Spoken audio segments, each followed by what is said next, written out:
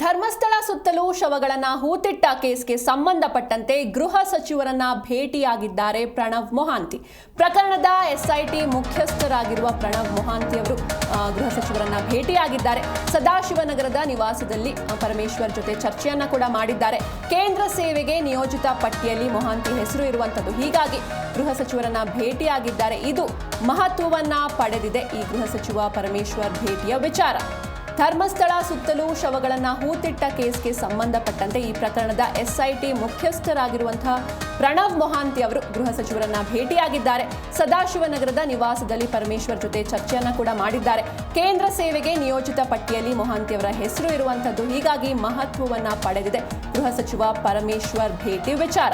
ಗೃಹ ಸಚಿವ ಪರಮೇಶ್ವರ್ ನಿವಾಸದಲ್ಲಿ ಭೇಟಿಯಾಗಿ ಚರ್ಚೆಯನ್ನ ಕೂಡ ಮಾಡಿದ್ದಾರೆ.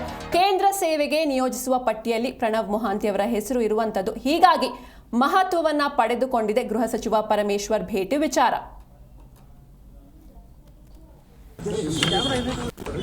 ನೀವೆಲ್ಲ ಏನು ಕನ್ಫ್ಯೂಷನ್ ಕ್ರಿಯೇಟ್ ಮಾಡಿಲ್ಲ. ಪೇಪರ್ನವರು ನೀವು ಒಂದು ಸಾಮಾನ್ಯವಾಗಿ ನನಗೆ ಶಿವ ಆಟ ಬರ್ತದೆ ಕಡ ಎಂಪ್ಯಾನಲ್ಮೆಂಟ್ ಮಾಡುವಾಗ ಸೀನಿಯಾರಿಟಿ, ಅವರ ಬ್ಯಾಕ್ಗ್ರೌಂಡು, ಅವರಿಗೆ ಅವರ ಕೆಪಾಸಿಟಿ, ಕೆಲಸ ಮಾಡಿದ್ರು, ಇದೆಲ್ಲವನ್ನು ಕನ್ಸಿಡರ್ ಮಾಡಿ ಇಡೀ ದೇಶದ IPS ಆಫೀಸರ್ಸ್ಗಳನ್ನು ಎಂಪ್ಯಾನಲ್ಮೆಂಟ್ ಮಾಡ್ತಾರೆ. ಅವರಲ್ಲಿ ಕೇಂದ್ರದ ಹುದ್ದೆಗಳಿಗೆ ಆರಿಸ್ಕೊಳ್ತಾರೆ. ನಮ್ಮ ರಾಜ್ಯದಿಂದ ಮೊಹಾಂತಿ ಅವರು ಅಲ್ಲಿ ಆಗಿರ್ತಕ್ಕಂಥದ್ದು ನಿಜಕ್ಕೂ ನಮಗೆ ಭಾಳ ಒಂದು ರೀತಿಯಲ್ಲಿ ಕ್ರೆಡಿಟ್.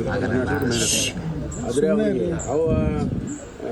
ಈಗ ತಕ್ಷಣವೇ ಯಾವುದೋ ಹುದ್ದೆ ಕೊಡ್ತಾರೆ ಅಂತಕ್ಕಂಥದ್ದು ಏನೂ ಇಲ್ಲ.